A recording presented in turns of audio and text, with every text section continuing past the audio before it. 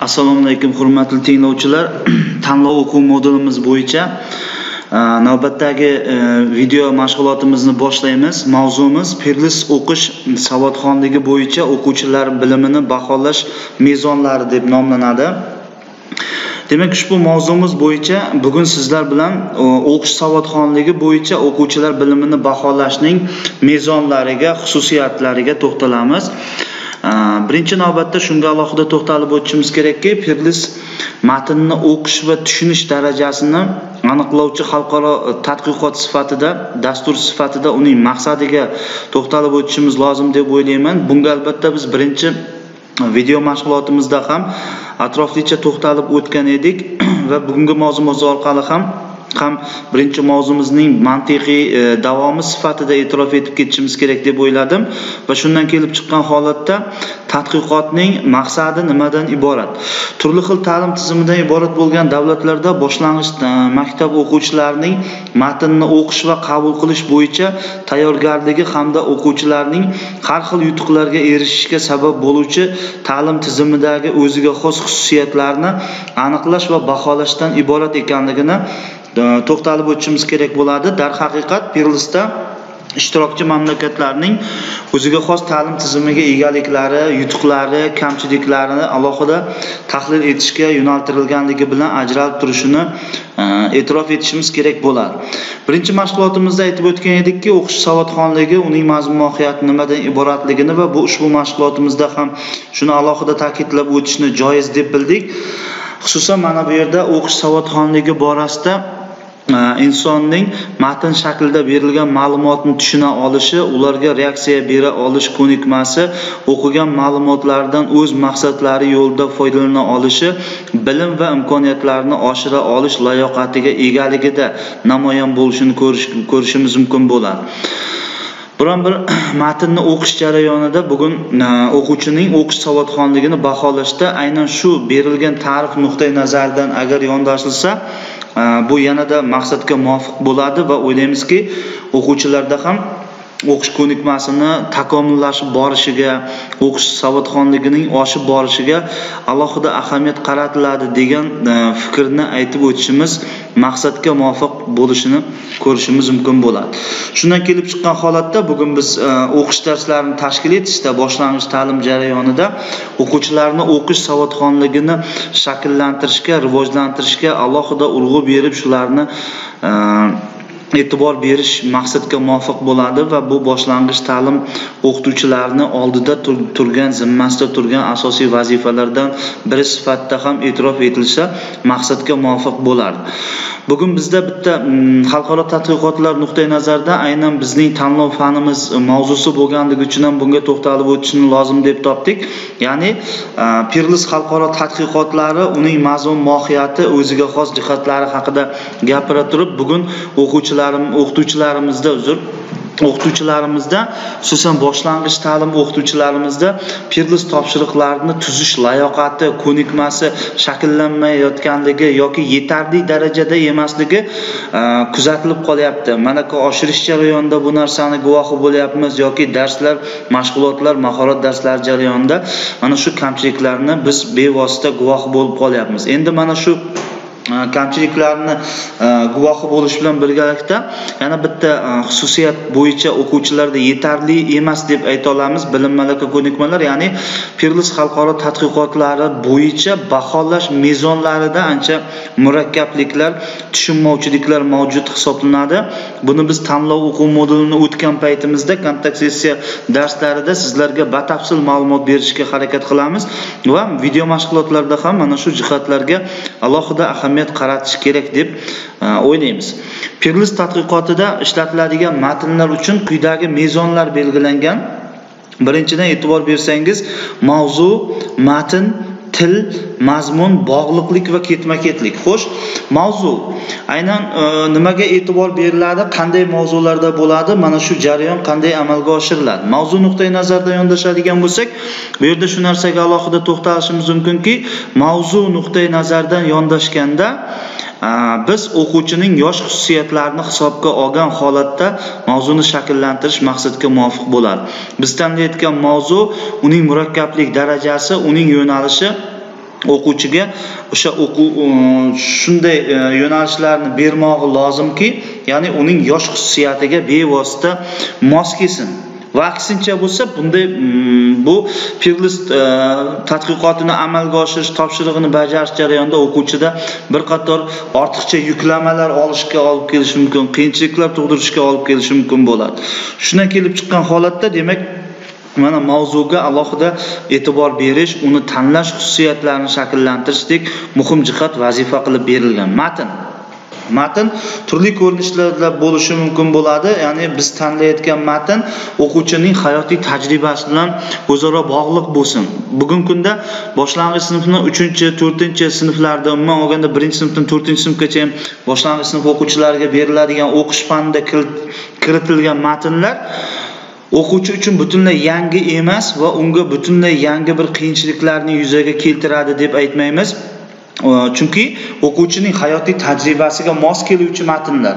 Demak, biz bugun Pirlis tadqiqotlarida yuqori darajada ishtirok etish uchun, yuqori o'quvchilarda Pirlis topshiriqlari va ular ustida bajarish ko'nikmalarini shakllantirish nuqtai nazaridan shunday yondashishimiz mumkinki, o'quvchilarda o'sha yoshiga mos xususiyatdan kelib chiqsin va unga maqsadimiz og'irlik tug'dirish emas, maqsadimiz ularda hayotga tayyorlash, hayotda uchraydigan muammoli vaziyatlarni yecha olish, hayotiy kompetensiyalarni shakllantirish kabi eng asosiy vazifalarni belgilab olmog'i lozim bo'ladi. Biz matnni tanlayotganda mana shu xususiyatlarga e'tibor berilsa maqsadga muvofiq bo'ladi. Yoki til bilan bog'liq bo'lgan xususiyatlar. Til bu bevosita 40 dan ziyod tillarga tarjima qilinadi matnlar. O'sha ishtirokchi mamlakatlar o'z ona tillarida topshiriqlarni ishlash xususiyatlariga, ko'nikmalariga ega bo'lishini ko'rishimiz mumkin bo'ladi. Mazmunini bunga keyingi taqdimotlarimizda ham alohida to'xtalib o'tamiz va mazmuni ham o'sha ishtirokchi davlatning xususiyatidan, holatidan kelib chiqib tanlanishini ko'rishimiz mumkin bo'ladi. Va endi biz agar sinfda o'quvchilar bilan Pirlis tadqiqotlarini o'quvchida bu tadqiqotga oid ko'nikmalarni shakllantirish uchun matn tanlaganda, uning mazmuni tabaqalashtirilgan holatda tanlansa maqsadga muvofiq bo'ladi. Ya'ni faol o'quvchilarga sal murakkabroq mazmundagi, o'rtacha o'quvchilarga shu darajaga to'g'ri keladigan mazmundagi topshiriqlarni berish yoki sust o'zlashtiruvchi o'quvchilarga ushbu mazmundagi topshiriqlarni berib, yondashuv asosida shuni shakllantirsak maqsadga muvofiq bo'ladi deb aytishimiz mumkin bo'ladi va buni amalga oshira olamiz ham. Va bu yerda yana bitta jihati bog'liqlik va ketma-ketlikka ham alohida ahamiyat berilishi kerak bo'ladi.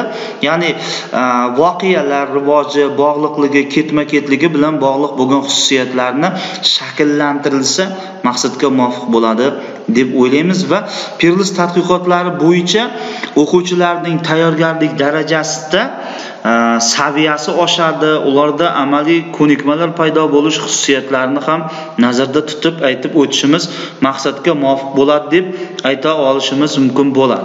Va shu bilan birgalikda yana alohida shu narsaga to'xtalishimiz mumkinki, Pirlis xalqaro tadqiqotlarida masalan bu yerda mana har bittasiga yuqoridagi topshiriqlarga alohida urg'u berilgan, xususan mavzu bo'yicha ham alohida urg'u berilyapti. Mavzu nuqtai nazaridan yondashadigan bo'lsak, adabiy matnlarning asosiy mavzuga ega bo'lib, u berilgan matndan tashqari o'quvchi tomonidan umumlashtiriladiga, axborotdan iborat bo'lgan matnlar, o'quv materiallaridan olingan mavzuni yoritish xususiyatlariga alohida ahamiyat berilsa maqsadga muvofiq bo'ladi.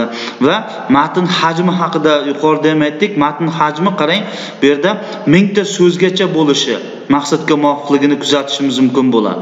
O'qish savodxonligi darajasi pastroq bo'lgan mamlakatlarda yoki Pirlis tadqiqotlarida oxirgi so'nggi quyi o'rinlarni egallagan mamlakatlarda yoki bo'lmasa shu bilan bog'liq bo'lgan mamlakatlarda shu narsani guvohi bo'lishimiz mumkinki, demak bu yerda aynan matn nuqtai nazaridan birinchi marta qatnashayotgan mamlakatlarda ham Perlis Lecture, ya'ni 400 tadan 500 tagacha hajmdagi so'zlardan iborat matnlar tanlanishini alohida ahamiyatga olishimiz mumkin bo'ladi. Til nuqtai nazaridan yuqorida ham aytdik, mana 40 dan ortiq tillarga o'girilishi, tarjima qilinishi belgilab qo'yilgan. Shuning uchun tarjima qulay bo'lishi muhim hisoblanadi va tarjima jarayonida aynan metafora, ya'ni taqqoslash yoki epitet sifatlash kabi aniq ifodali tasvirlash so'zlaridan tanlash, ulardan foydalanish muhim hisoblanadi. Hech qanday so'zlashuvga oid leksika yoki slang, jargon so'zlardan ishlatilmaydi yoki bo'lmasa shivaga xos bo'lgan so'zlardan ishlatilmasligi maqsadga muvofiq bo'ladi. Haddan ziyod ortiqcha texnik ifodalarni olib tashlash ham maqsadga muvofiq va albatta o'quvchilarga bu borada ma'lum bir samarali yetakchi yordam ko'nikmalarini shakllantirish maqsadga muvofiq bo'lar ekan. Aynan endi berilayotgan ma'lumotlar nuqtai nazaridan yondashadigan bo'lsak, Perlis tadqiqotlariga o'quvchilar bilimini qaysi mezonlar asosida baholanishiga ham to'xtalishimiz mumkin bo'ladi va bu borada ikkita asosiy mezonni keltirib o'tishimiz maqsadga muvofiq bo'ladi. Bular adabiy kitobxonlik malakasini egallash maqsadidagi o'qish va ikkinchidan axborotni o'zlashtirish va foydalanish maqsadidagi o'qish. Har ikkala o'qish ko'nikmasining tarkibiy qismiga kiruvchi har ikkala holatlar, xususiyatlar ham bugun mana shu xususiyatlar bilan bog'lansa, bularning maqsadga muvofiq bo'ladi va bularning o'ziga xos xususiyatlari ham oshishini ko'rishimiz mumkin bo'ladi. Perlis tadqiqotlarida masalaning mana shu xususiyatlariga, jihatlariga alohida to'xtalib o'tish maqsadga muvofiq bo'lishini ko'rishimiz mumkin bo'ladi. Ya'ni Perlis tadqiqotlari bo'yicha adabiy kitobxonlik malakasini egallash maqsadida o'qishda mana bu yerda atroflicha to'xtalishga harakat qilamiz. Aynan o'quvchilarda adabiy kitobxonlik malakasini egallash maqsadini o'rgatish nuqtai nazaridan yondashadigan bo'lsak, quyidagi xususiyatlarga to'xtalib o'tishimiz maqsadga muvofiq bo'ladi va uni o'ziga xos jihatlarida ifodalashga harakat qilamiz. Ya'ni aynan shu borada adabiy kitobxonlik malakasini egallash maqsadida o'qishda quyidagilarga ahamiyat qaratishimiz maqsadga muvofiq bo'ladi. Ya'ni daraja nuqtai nazaridan yondashsak, 4 ta darajada ifodalashimiz mumkin bo'ladi. Oliy daraja, yuqori daraja, o'rta daraja va past darajalarda ifodalashimiz mumkin bo'ladi. Oliy darajada 625 va undan ortiq darajalarni nazarda tutishimiz maqsadga muvofiq bo'ladi va ushbu 625 va undan ortiq yuqori darajalarda ball nuqtai nazardan egallagan mamlakatlarda qanday xususiyat bo'ladi? Ular oliy daraja berish bilan birgalikda ularga shuni aytishimiz mumkinki, demak, birinchidan matnning asosiy g'oyasini tushunish, yashiringan axborotni aniqlash va umumlashtirish ko'nikmalari bo'lishi maqsadga muvofiqligi aytib o'tiladi. Ya'ni matnning mazmun mohiyatini tushunib yetish, ularni aniqlash bilan bog'liq bo'lgan xususiyatlarda bunga alohida to'xtalishimiz maqsadga muvofiq bo'ladi. Shundan kelib chiqib yondashadigan bo'lsak, matndagi savollarga qahramonlarning asosiy tavsiflari, ularning intilishlari va his-tuyg'ularini izohlash orqali javob berishga ham alohida to'xtalib o'tishimiz mumkin ekan. Va yoki matnda misollar keltirib, javoblarni asoslash orqali ham buni amalga oshirish maqsadga muvofiq bo'ladi deb ayta olishimiz mumkin bo'ladi. Yuqori darajadagi o'rinni egallovchi qatnashchi mamlakatlarda 550 balldan 624 ballgachani o'z ichiga oladi va unda ham quyidagi xususiyatlar, mahorat tavsifi, ya'ni shu darajada o'zini o'quvchilar, qatnashuvchi o'quvchilar namoyon eta olsa, yuqori darajani berish mumkin bo'ladi. Ular egal olgan ball 550 dan 624 ball oralig'ida baholanishi mumkin bo'ladi. Bu yerda asar qahramonlarining xatti-harakatlari va his-tuyg'ularini taqqoslash va qiyoslash, ularning o'zaro aloqalarini tushuntirish, matnda qo'llangan til vositalarining xususiyatlari ustida birlamchi tahlil o'tkazish. Mana shunday xususiyatlarga ega bo'lgan bo'lsa o'quvchilarimiz, demak ularda biz yuqori darajadagi mamlakatlar qatorida bo'lishimiz mumkin bo'ladi. O'rta darajada esa 475 balldan 549 ballgachani o'z ichiga olishimiz mumkin bo'ladi. Bunda voqealar o'rtasidagi o'zaro aloqalarni ko'rsatish, matnning umumiy g'oyasini aniqlash, matn tarkibining elementlarini ochib berish, qahramonlar xatti-harakatiga izoh berish kabi xususiyatlarni aytishimiz mumkin bo'ladi. O'quvchi, qatnashayotgan o'quvchi, ma'lum bir mamlakat nomidan qatnashayotgan o'quvchi albatta mana shu xususiyatlarni ochib bera olsa, ularni shakllantirib bera olsa, ularda mana shu demak o'rta darajada bo'lishi mumkin bo'ladi. Bu darajada ham ma'lum talablar qo'yilganligini ko'rishimiz mumkin bo'ladi. Birinchidan o'quvchi o'sha voqealar ketma-ketligini o'zaro bog'lay olish kerak, ko'rsata olish kerak. Shunda mana shu xususiyat bo'lishini aytishimiz mumkin bo'ladi. Matnning umumiy mazmunini, g'oyasini aniqlay olish kerak. Umumiy yondashuv nuqtai nazaridan mana shu xususiyatlarni shakllantira olish kerak. Qahramonlik xatti-harakatlariga izoh berish kerak. Shaxsiy o'zining munosabatini faqatgina qahramonni ustida tahlil emas yoki bo'lmasa yuzaki tarzda salbiy, ijobiy tomonlarga ajratish nuqtai nazaridan emas, ularga chuqurroq mana shu darajadagi tahlillarini, o'zining munosabatlarini, izohlarini bera olsa, maqsadga muvofiq bo'ladi deb aytishimiz mumkin bo'ladi. Past darajadagi o'zlashtiruvchi mamlakatlarda, ya'ni 400 balldan 474 ballgacha bo'lgan qatnashchilarda matnning muayyan qismlarini ajratib ko'rsatish, ulardan oddiy xulosalarni ifodalashdan foydalanishda bo'ladi. Demak, bu yerda agar e'tibor berayotgan bo'lsalaringiz, hurmatli tinglovchilar, past darajadagi mamlakatlar egallagan 400 balldan 474 ballgacha bo'lgan oralikda joylashuvchi mamlakatlarni oldiga ham o'z-o'zidan juda sayoz talablar qo'yilayotgani yo'q. O'ziga xos talablar qo'yilayotganligini ko'rishimiz mumkin bo'ladi. Hech bo'lmaganda o'quvchi matnning muayyan qismlarini ajrata olishi, matnni yaxlit bitta holatda idrok eta olishi, qismlarga bo'lgan holatda idrok eta olish ko'nikmalarini o'zida mujassamlashtirsa, maqsadga muvofiq bo'lishini aytishimiz mumkin bo'ladi. Demak, bu hozir aytib o'tganimiz adabiy kitobxonlik malakasini egallash maqsadidagi o'qish jarayonining o'ziga xos xususiyatlari, jihatlari edi. Endi ikkinchi jihatiga to'xtalamiz, ya'ni bu yerda Perlis tadqiqotlariga o'quvchilarning bilimi quyidagi mezonlari nuqtai nazaridan yondashsak, ikkinchi mezoni bu axborotni o'zlashtirish va foydalanish maqsadidagi o'qish hisoblanadi.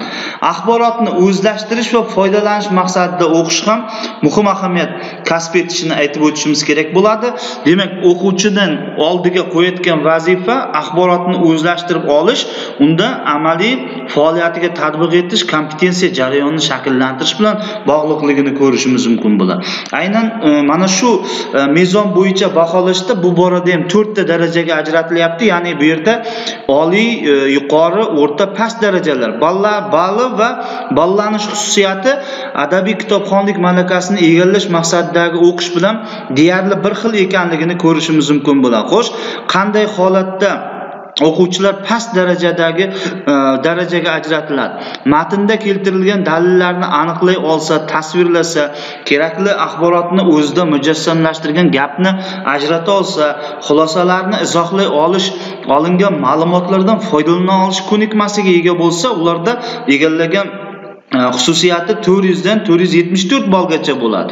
Va aksincha matnda yaqqol taqdim etilgan axborotga muvofiq xulosa chiqara olsa, matnning turli qismlarini tahlil qilish va kerakli axborotni ajrata olsa, bu borada o'rtacha mamlakatlar darajaga kiritiladi. Qatnashuvchi mamlakatlar, o'rta darajada qatnashuvchi mamlakatlar tizimiga, ya'ni 475 balldan 549 ballgacha bo'lgan mamlakatlarga kiritilishi mumkin bo'ladi.